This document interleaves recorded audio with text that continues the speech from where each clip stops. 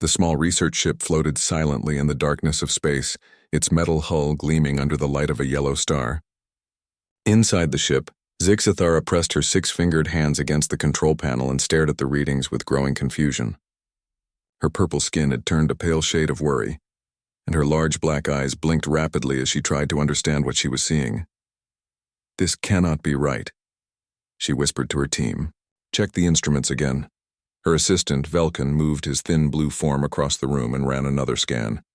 His movements were careful and slow, like all members of his species. They had learned long ago that quick movements often led to accidents, and accidents led to death. "The readings are correct, research leader," Velkin said, his voice shaking slightly.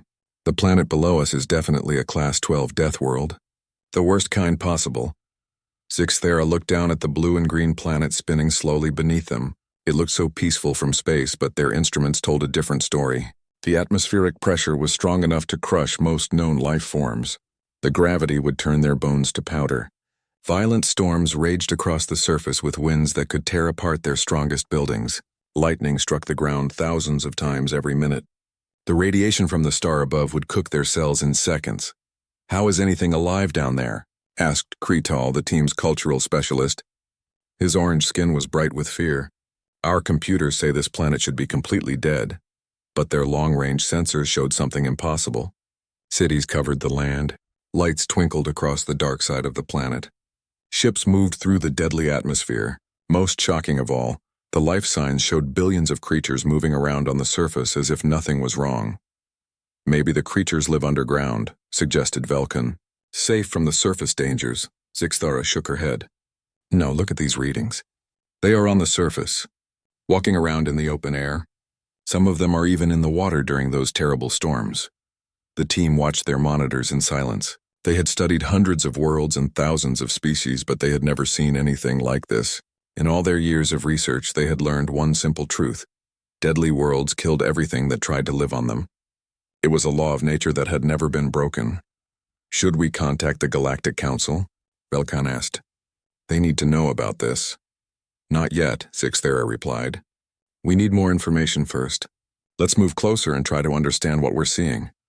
They carefully moved their ship to a safer distance and turned on their most powerful scanning equipment.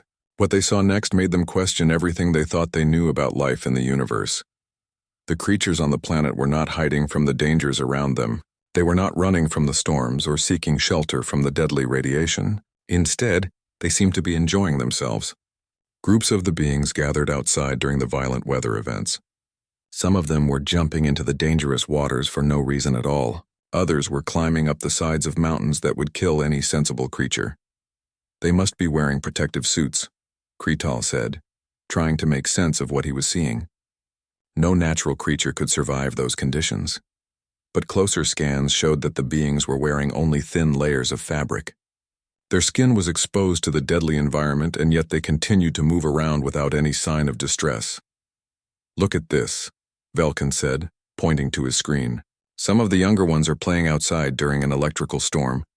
The team watched in horror as small versions of the creatures ran around in the open while lightning crashed down around them. Instead of screaming in terror or running for safety, the young ones seemed to be laughing. The sound came through their audio pickups as a strange rhythmic noise that their computers could not properly translate. "What is that sound they're making?" Zixithara asked. "Our language computers are having trouble," Kretal replied. "The closest translation seems to be joy, happiness, but that cannot be right. Nothing should be happy during a planetary disaster like this." The team continued to watch and record. They saw the creatures doing things that would give nightmares to every known species in the galaxy. They voluntarily went into deep water where pressure should have crushed them. They exposed themselves to direct starlight that should have burned them alive. They moved quickly across surfaces that should have broken their bones. Most disturbing of all, they seemed to enjoy the danger. Groups of creatures gathered specifically to watch the violent storms. They pointed at the lightning and made those strange, happy sounds. Some of them even went outside to stand in the falling water that came down during the atmospheric disturbances. "This is impossible," Zixithara muttered. "Everything we know about biology says these creatures should be dead. Everything we know about psychology says they should be terrified. Instead, they seem to think this deadly world is some kind of paradise." The research team worked for days trying to understand what they were seeing. They recorded everything: the creatures' behavior, their physical responses to danger, their social interactions during crisis events. Nothing made sense according to everything they had learned about life in the universe. Finally, Zixathara made a decision that would change everything. "We need to make contact," she announced. Her team stared at her in shock. "Contact?" Velkan asked. "With creatures that live on a world like this? They must be completely insane. They could be dangerous. Or," Zixathara said slowly, "they might be something we've never encountered before. Something that could teach us things we never imagined possible." The team prepared their standard first contact protocols. They sent out careful signals on multiple frequencies, using mathematical concepts that any intelligent species should understand.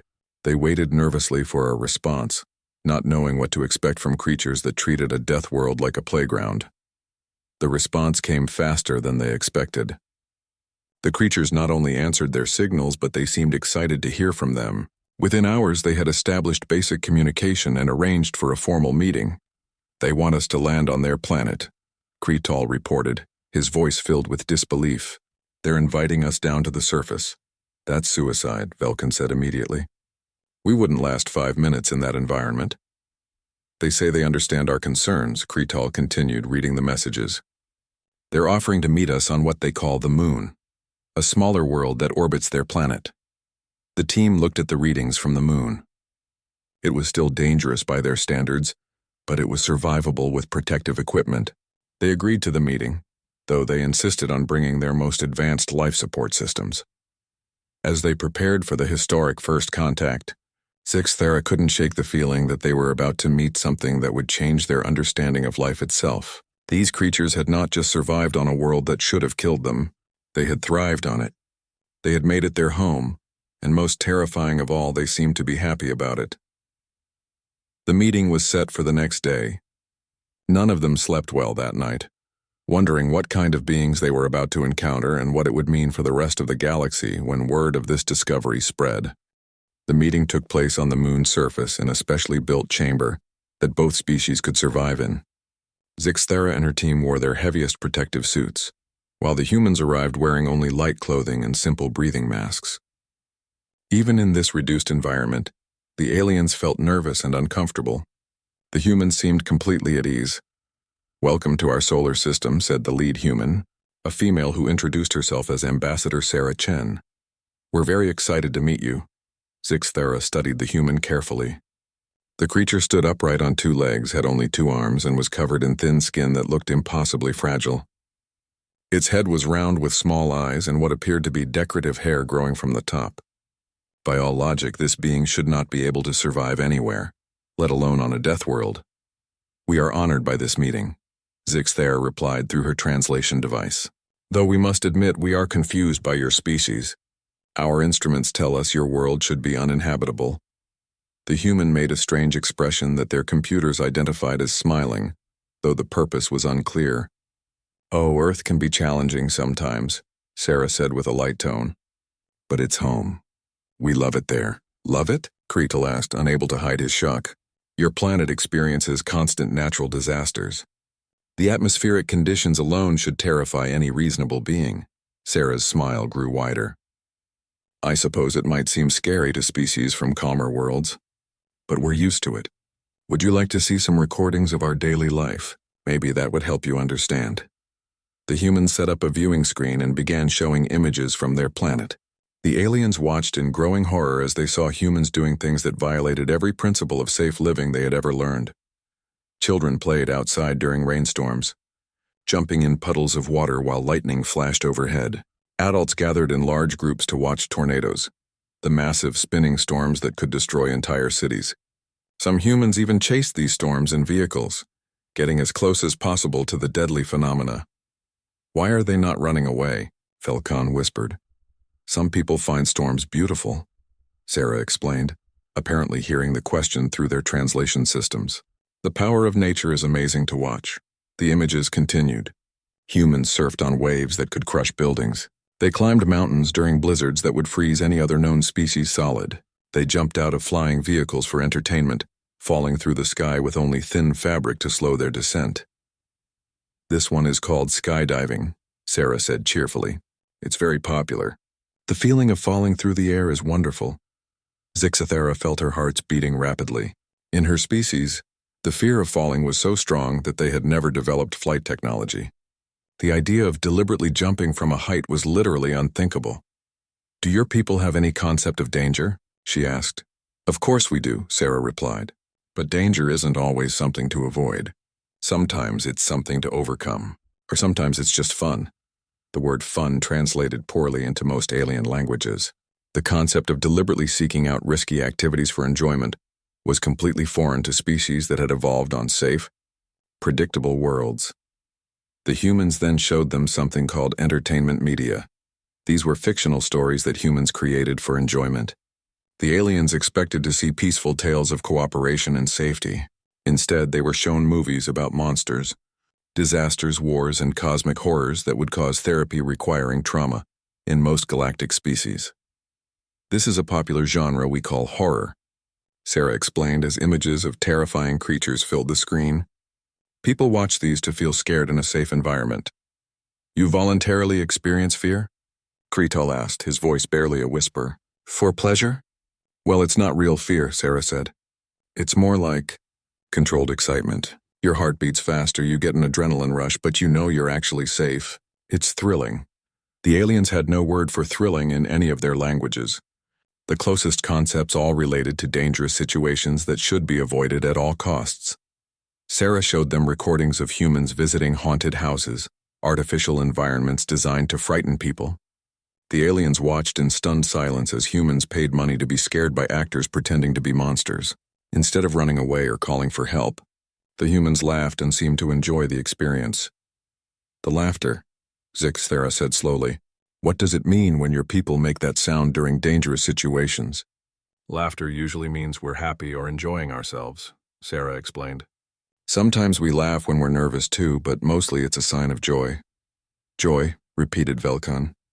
During terror scenarios. I can see how that might be confusing, Sarah admitted. Maybe it would help if you understood how we think about fear. For humans, being a little scared can be exciting. It makes us feel more alive. She pulled up more examples. Humans riding mechanical devices that spun them around at deadly speeds. Humans exploring dark caves filled with unknown dangers. Humans swimming with predatory sea creatures that could easily kill them. These are sharks, Sarah said, pointing to massive creatures with rows of sharp teeth. Some people like to swim near them. With proper precautions, it's usually safe. Usually safe, Kretal repeated weakly. Well, there's always some risk, Sarah said, but that's part of what makes it interesting. The cultural exchange session lasted for several hours. The humans eagerly shared their art, literature, music, and recreational activities. Each example was more horrifying to the aliens than the last. Human music included sounds that simulated explosions and chaos. Human art often depicted scenes of conflict and destruction. Human literature was filled with stories about facing impossible odds and overcoming terrifying challenges. Do your people have any peaceful activities? Zixathara asked desperately. Oh sure, Sarah said. We have meditation, gardening, reading quietly. But even our peaceful activities might seem extreme to you. She showed them images of humans gardening in environments that registered as hostile on alien instruments. Humans reading quietly while sitting next to bodies of water that contained deadly predators. Humans meditating on mountaintops where the atmospheric pressure would kill most galactic species. By the end of the session, the alien research team was emotionally exhausted. Everything they had seen challenged their fundamental understanding of how intelligent life should behave. These humans were not just surviving on their death world, they were thriving on it, enjoying it, and actively seeking out even more dangerous experiences for entertainment. I think we need to report this to the Galactic Council immediately, Velkan said during their private discussion afterward. What exactly would we tell them? Kretal asked. That we found a species that thinks disaster is entertaining? That they voluntarily experience fear for fun? No one would believe us. We have recordings, Zixathara pointed out. Proof of everything we've seen. The recordings might be worse than having no proof at all, Velkan replied. When other species see what these humans consider normal behavior, it could cause panic across the galaxy. Zixathara realized he was right. The implications of humanity's existence were staggering. If word spread that there was a species that not only survived on a death world, but actively enjoyed danger, it could fundamentally challenge every species' understanding of survival. Safety and sanity. We need to study them more, she decided. We need to understand how their minds work. There has to be some explanation for this behavior. And if there isn't? Cretel asked quietly. Sixth Era didn't answer, but she was already forming plans for much more extensive psychological testing. She had to understand what made humans so different. The alternative, accepting that a species could simply be this fearless by nature, was too terrifying to consider. 3 months after first contact, Sixth Era had convinced the Galactic Council to approve an extensive psychological study of the human species. She told them it was necessary to understand how humans had adapted to their environment. She did not tell them that she was becoming increasingly worried about what humans might represent for the rest of the galaxy. The research station on the moon had been expanded into a full scientific facility. Teams of alien psychologists, biologists, and behavioral specialists had arrived from across the galaxy. They all shared the same goal: find the breaking point of human psychology. Every species had limits to what they could handle mentally. Humans had to have limits too.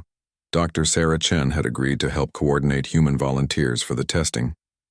She seemed genuinely interested in the research and appeared to enjoy working with the alien scientists. This attitude itself puzzled the researchers, who expected humans to be more cautious about psychological experiments conducted by unknown alien species. "We're ready to begin the first series of tests," announced Dr. Thisara, the galaxy's leading expert on fear responses. Her silver skin gleamed under the laboratory lights as she prepared her equipment. "We'll start with basic phobia, triggers that affect all known sapient species. The first human volunteer was a young male named Marcus who worked as what humans called a stunt performer. His job involved deliberately putting himself in dangerous situations for entertainment purposes. The aliens found this occupation concept deeply disturbing. Just to confirm, Dr. Thisara said, you understand that we'll be exposing you to scenarios designed to trigger intense fear responses? These simulations have been calibrated based on the psychological limits of 47 different species." Marcus grinned. An expression the aliens had learned indicated human enthusiasm. "Sounds interesting. I've always wondered what scares other species." The first test involved simulated falling from great heights, a fear that was universal among all known species, except those that had evolved flight naturally. Marcus was placed in a virtual reality chamber that perfectly replicated the sensation of plummeting through space. The alien researchers watched their instruments carefully as the simulation began. They expected to see the standard fear response: increased heart rate, stress hormones flooding the system, desperate attempts to escape the situation. Instead, Marcus began making those strange human sounds again. "Laughter, this is amazing." His voice came through the speakers. "It feels just like skydiving. Can you make me fall faster?" Dr. Thisara checked her equipment twice. The simulation was functioning perfectly. The sensory input should have triggered overwhelming terror in any normal mind. "Are you experiencing any distress?" she asked. "No, this is great," Marcus replied, "though it's not quite as exciting as the real thing. When you're actually falling, you get the wind and the view and the rush of knowing you have to pull your parachute at exactly the right moment." The research team exchanged worried glances. They moved to the next test, confined spaces. This phobia was even more universal than fear of falling, rooted in the basic survival instinct to avoid being trapped. The simulation placed Marcus in a progressively shrinking space, using sensory manipulation to create the perfect illusion of being buried alive. Most test subjects would be screaming for release within seconds. Marcus remained calm. "This reminds me of cave exploring," he said conversationally. "Though usually the caves don't get smaller like this. That's a neat effect. How are you making it feel so real?" Dr. Thisara's hands were shaking as she prepared the third test. This one involved complete sensory deprivation, combined with disorienting sounds and lights, designed to trigger existential panic about being lost in an endless void. "Wow, this is like a really advanced meditation chamber," Marcus commented after several minutes. "Very relaxing. Some of my friends would pay good money for this kind of experience." Test after test failed to produce the expected fear response. Scenarios involving deadly predators prompted Marcus to ask questions about alien wildlife. Simulations of natural disasters led to requests for more realistic weather effects. Even exposure to cosmic-scale horror scenarios that had driven entire alien species to madness only made Marcus curious about the creative process behind the simulations. "How do you come up with these ideas?" he asked after experiencing a simulation of reality-devouring entities from beyond space and time. "The tentacle designs are really creative. Do you have artists working on this stuff?" After 6 hours of testing, Dr. Thisara called for a break. Her team gathered in a private room to discuss what they had witnessed. "This is impossible," whispered Dr. Kelnat, a specialist in trauma psychology. "No mind should be able to process those scenarios without some form of breakdown." "Maybe this individual is unusual even among his own species," suggested Dr. Velmos. "Perhaps he has some form of psychological damage that prevents normal fear responses." Dr. Thisara shook her head. "I've reviewed the preliminary data from other human subjects. They all show similar patterns, fear responses that are completely outside our understanding of normal psychology." They decided to try more intensive testing. Over the following weeks, they brought in more humans and exposed them to increasingly elaborate fear scenarios. They created simulations based on the worst nightmares of dozens of species, horror scenarios that had been refined over generations to trigger the deepest possible terror. Each test failed in the same way. Humans either found the scenarios interesting, entertaining, or in some cases, insufficiently realistic compared to their actual life experiences. "You want to know what real fear is like?" asked Lisa, a human who worked as an emergency medical responder. "Try performing surgery on a car accident victim while the vehicle is on fire and might explode at any moment. And you know that if you don't work fast enough, someone dies. That's scary. These simulations are just imaginative." The alien researchers realized they were approaching the problem wrong. They had been trying to find universal fears, but humans clearly didn't respond to universal anything. They needed to understand what actually did frighten humans. Dr. Sarah Chen helped them design new tests focused on scenarios that humans themselves identified as frightening. The results were even more confusing. Humans were terrified of things like public speaking and social embarrassment, but remained calm when facing simulated death and destruction. "You're afraid of other humans judging you," Dr. Thisara said slowly, "but not afraid of being killed by cosmic monsters?" "Well, the cosmic monsters aren't real," Sarah explained. "But social judgment is something we actually have to deal with in daily life. It's more immediate." The research team began to realize that human fear responses were completely different from anything they had encountered. Humans could face abstract or extreme dangers with relative calm, but were sensitive to social and emotional threats that other species barely recognized as problems. More disturbing was the discovery that humans actively sought out fear-inducing experiences for entertainment, stress relief, and personal growth. They had entire industries built around creating controlled scary experiences. They told each other horror stories for fun. They even competed to see who could remain calm in the most frightening situations. "I think we need to consider the possibility," Dr. Tissera said during a late-night research meeting, "that we are not studying a species with unusual fear responses. We might be studying a species that has fundamentally different survival psychology than anything we've ever encountered." "What do you mean?" asked Dr. Kelnat. "I mean that their entire approach to survival might be based on confronting danger rather than avoiding it. Instead of developing safety through caution, they developed safety through fearlessness." The implications of this possibility sent chills through the research team. If humans had evolved to face danger head-on rather than avoid it, what did that mean for the rest of the galaxy? What happened when a fearless species encountered the carefully built safety systems that protected galactic civilization? "We need to run more tests," Dr. Thisara decided. "But I'm beginning to think we might be studying something that could change everything we thought we knew about survival. Intelligence and the nature of consciousness itself." None of them slept well that night. And for the first time since beginning the research, it wasn't because of what they were showing the humans. It was because of what the humans were showing them. The emergency session of the Galactic Council was held in the massive assembly chamber on Central Station. Representatives from 437 species sat in their environmental pods, all connected by universal translation systems. The chamber buzzed with nervous energy as species after species voiced their concerns about the human situation.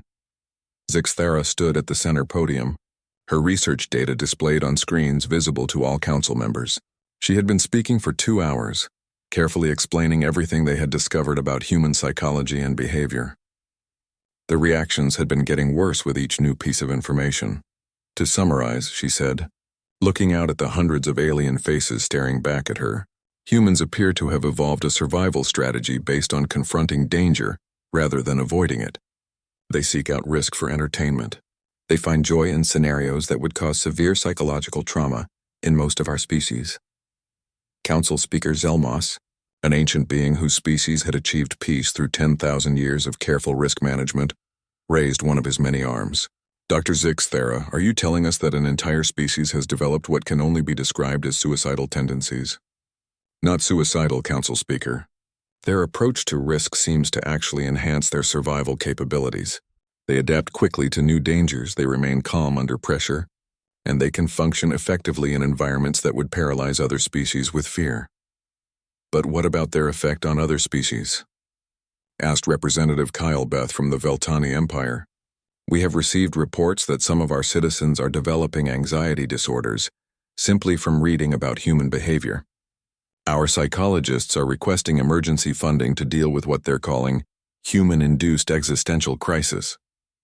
The chamber erupted in overlapping translations as dozens of representatives began speaking at once. Species after species reported similar problems. Young members of various civilizations were beginning to question their own safety-focused cultures after learning about human attitudes toward risk. Some were even attempting to replicate human-style entertainment activities, leading to a spike in emergency medical incidents across the galaxy. Order. Order, Council Speaker Zelmos called out. We will address these concerns systematically. Representative Thissakol from the Shrim Collective spoke next. My people have existed peacefully for 5,000 years by following strict safety protocols. Now our youth are asking why they cannot explore dangerous places like the humans do. We have had to implement emergency educational programs to remind our children that safety is the foundation of civilization. The Velmos Federation reports similar issues, added another representative. 3 of our colonies have requested permission to establish adventure tourism programs based on human concepts. We have denied these requests, but the psychological pressure is building. Our people are beginning to view our safety measures as excessive restrictions rather than necessary protections. Dr. Kelnat, who had been working with Zixthara's research team, was given permission to address the council. Honored representatives, he began, we have discovered that human psychological patterns may be contagious in a sense. Exposure to human attitudes toward risk appears to trigger dormant psychological responses in other species. Responses that our civilizations have spent millennia suppressing for good reason. Explain, Council Speaker Zelmos demanded. All species evolved from ancestors who took risks to survive. But most of us developed beyond that stage through technological advancement and social cooperation. Humans appear to have retained and refined their risk-taking behaviors rather than suppressing them. When other species observe this, it can reactivate ancient psychological patterns that our societies have worked very hard to control. The implications sent waves of alarm through the chamber. Representative after representative began sharing reports of increasing social unrest as their populations learned more about humanity. The humans are not deliberately causing these problems, Zixthara said, trying to maintain some balance in the discussion. They are simply being themselves. They have been cooperative and helpful throughout our research. That may make it worse, said Representative Golves from the Crystalline Hegemony. If they were actively threatening, we could respond with traditional defensive measures. But this is a threat to the fundamental psychological stability of galactic civilization, and it comes from their normal behavior. Council Speaker Zelmos called for a recess to allow private consultation between species groups. When the session resumed, the mood had grown even more serious. We have discussed this situation extensively, the Council Speaker announced. Several proposals have been made. The first is immediate quarantine. Humans would be restricted to their home system, and all information about them would be classified at the highest levels. Zixthara felt her heart sink. Council speaker that would essentially imprison an entire species for the crime of being different. The second proposal, he continued, is forced relocation. Humans would be moved to a specially designed habitat where they could maintain their lifestyle without influencing other species. That's still imprisonment? Zixthera protested. The third proposal is more drastic. Some representatives believe that humans represent an existential threat to galactic psychological stability. They propose that the threat should be eliminated before it can spread further. The chamber fell silent. The idea of destroying an entire species simply because their attitudes were psychologically disturbing was unprecedented in galactic history, but the fear in the room was obvious. Before any votes are taken, Zixthera said quickly, I request permission to present additional research. We have been studying not just human psychology, but also how it might benefit the galaxy rather than threaten it. The council speaker looked around the chamber, gauging the mood of the representatives. You have 1 hour to present your case, Dr. Zixthera, but understand that the stability of galactic civilization may depend on the decision we make today. Zixthera activated her presentation system and began showing new data her team had gathered. While studying human fear responses, we made a discovery. Humans are not fearless. They experience fear the same way we do.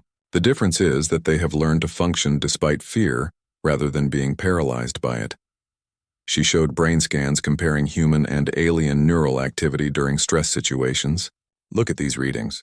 Humans show the same fear responses we do, but they have developed mental techniques to override the paralysis response. They can think clearly and act effectively even while afraid. This is irrelevant, interrupted Representative Kyle Beth. Their ability to function while afraid is exactly what makes them so disturbing to other species. But what if that ability could be learned? Zixthera asked. What if humans could teach other species how to function under pressure without losing our commitment to safety and cooperation? She brought up historical data from across the galaxy. Every species represented here has faced existential threats at some point in their development. Wars, natural disasters, cosmic phenomena. We survive by developing technologies and social systems to protect ourselves. But what happens when we face a threat that cannot be avoided through safety measures? The chamber grew quiet as representatives considered this possibility. Humans survived on their death world not by making it safe, but by learning to thrive despite the danger. They developed psychological tools that might be invaluable if we ever face threats that our safety systems cannot handle. You're suggesting we risk the psychological stability of our entire civilization on the possibility that humans might be useful in some hypothetical future crisis? Representative Thyssical asked. I'm suggesting that destroying or imprisoning an entire species because they think differently than us makes us the real threat to galactic civilization. Zixthera replied. Humans have shown no aggression toward us. They have been curious, helpful, and willing to share their knowledge. If we respond to that with violence or imprisonment, what does that say about who we really are? The debate that followed lasted for hours. Fear, logic, ethics, and practical concerns all battled for dominance in the chamber. But underneath it all was a growing realization that this decision would define the character of galactic civilization for generations to come. The final vote was scheduled for the next day, but Zixthera knew that regardless of the outcome, the galaxy had already changed. The discovery of humanity had forced every species to confront questions about their own psychology and values that they had never had to consider before. The most terrifying part was that these questions might not have simple answers. Dr. Sarah Chen sat across from Ambassador Kretal in a small meeting room on the Lunar Research Station. The orange-skinned alien looked tired and worried, his usual careful posture replaced by something that resembled exhaustion. Between them lay the results of 6 months of psychological research and cultural exchange. The Galactic Council is meeting today to decide our fate, Kretal said quietly. Some of the proposals are not favorable, Sarah nodded. She had been briefed on the situation by Zixthera. The idea that an entire species might be imprisoned or eliminated because of their psychological differences was horrifying, but she was beginning to understand the alien perspective. I've been thinking about this problem from your point of view, Sarah said, and I think I understand what's really frightening you. Do you? Kretal asked, his voice carrying a note of hope. It's not that we're dangerous in a physical sense. It's that we represent something your civilizations have spent thousands of years learning to control. We're living proof that there's another way to exist, and that's terrifying because it challenges everything you've built your societies on. Kretal's skin shifted to a deeper orange, which Sarah had learned indicated emotional distress. Your species treats uncertainty as an adventure. Ours treats uncertainty as death. When our people see humans laughing at things that would send us into panic, it makes them question whether our way of life is necessary, or if we've been living in fear for nothing. But what if both approaches have value? Sarah asked.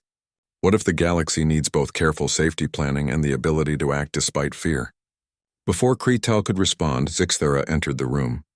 Her purple skin was pale with stress, and her large black eyes showed the strain of the past few months. The Council has reached a preliminary decision, she announced. But before they finalize it, they want to observe one more test. They want to see how humans and other species work together under actual stress. What kind of test? Sarah asked. A real crisis, Zixthara replied. Our long-range sensors have detected a rogue black hole approaching the Veltani home system. It will arrive in approximately 72 hours. The evacuation of 12 billion people from 3 planets will require the kind of coordinated effort that typically takes months to plan. Sarah felt her heart rate increase, but not from fear. This was the kind of situation that brought out the best in humans. What do you need us to do? Kretal stared at her. Did you not understand? This is a system-wide evacuation under impossible time constraints. Billions of lives are at stake. The logistical challenges alone should be enough to cause psychological breakdown in anyone tasked with helping. I understood perfectly, Sarah replied. That's exactly why you need us. Within hours, human volunteers were working alongside alien engineers, doctors, and evacuation coordinators. The cultural differences that had seemed so important during the research phase became irrelevant in the face of the crisis. Humans took on the most dangerous jobs without hesitation. They piloted experimental evacuation ships through unstable space. They worked in high-radiation environments to repair critical equipment. They coordinated rescue operations in areas where the gravitational effects of the approaching black hole made conditions deadly. But more importantly, they worked alongside aliens who were paralyzed by the scope of the disaster. Where alien crews became overwhelmed by the impossibility of the task, humans provided calm encouragement and practical problem-solving. Where alien coordinators became lost in complex safety calculations, humans offered simplified action plans that could be implemented immediately. Look at this, Dr. Thaisara said to her research team as they monitored the evacuation effort. The humans aren't just functioning despite the crisis. They're helping other species function too. On the screens, they could see human-alien teams working together. Humans would suggest seemingly reckless plans that had high chances of success. Aliens would refine those plans with careful safety considerations and precise calculations. The combination was proving incredibly effective. The human Sarah, Chen just convinced a Shrim engineering team to attempt a repair that their own calculations showed was too dangerous, reported Dr. Kelnat. But she's working with them to find ways to minimize the risk while still completing the necessary work. And look at this, added Dr. Velmos. The Veltani evacuation coordinator was having what appears to be a breakdown from stress. The human Marcus is somehow keeping him calm and focused while still respecting his need for detailed safety protocols. The evacuation continued for 3 days. By all traditional calculations, it should have been impossible. 12 billion people could not be moved from 3 planets in such a short time frame. The logistical requirements were beyond what any known civilization could handle, but somehow it was working. Human courage combined with alien precision was accomplishing what neither could have achieved alone. Humans pushed past safety limitations when necessary, while aliens ensured that the risks taken were calculated and minimized. Humans maintained morale during impossible situations, while aliens provided the technical expertise to make seemingly crazy plans actually work. On the final day, as the last evacuation ships cleared the danger zone and the black hole consumed the empty Veltani system, representatives from across the galaxy watched the operation's success with amazement. I've never seen anything like it, Admiral Golves reported to the Galactic Council. The humans didn't just help with the evacuation. They transformed how our own people approached the crisis. Our crews were taking calculated risks they never would have considered before, but doing so with human-inspired confidence combined with our own safety expertise. The final council session was very different from the emergency meeting that had been held just a week earlier. Instead of fear and panic, there was thoughtful discussion about possibilities and opportunities. The evacuation results suggest that human psychology, rather than being a threat to galactic civilization, might be exactly what we need to enhance it, Council Speaker Zelmos announced.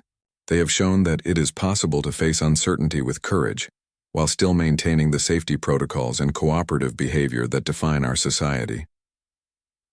Representative Kyle Beth from the Veltani, Empire spoke next. My people owe their lives to the cooperation between human courage and alien caution. We have learned that our safety-focused approach, while valuable, was incomplete. We had become so focused on avoiding risk that we had lost the ability to handle unavoidable dangers. The proposal before us now, the Council Speaker continued, is the establishment of a new type of galactic partnership. Humans would serve as what we might call crisis specialists, working with existing species to develop hybrid approaches to challenges that require both careful planning and bold action. Dr. Zix Thera was asked to address the Council one final time. The research has shown us that fear and courage are not opposites, she said. They are complementary approaches to survival. Humans have taught us that it is possible to acknowledge fear while still taking necessary action. In return, we have taught them that courage can be enhanced through careful preparation and cooperative effort. The vote was unanimous. Rather than quarantine or elimination, humanity would be invited to join galactic civilization as full partners, with a special role in crisis response and psychological resilience training. 3 months later, the first Human-Alien Crisis Response Academy opened on a moon in neutral space. Students from dozens of species learned to work together, combining human adaptability with alien expertise. The curriculum included courses in functioning under pressure, creative problem-solving in impossible situations, and maintaining cooperation during crisis. Sarah Chen, now serving as the Academy's Director of Human-Alien Cooperation, stood before the first graduating class.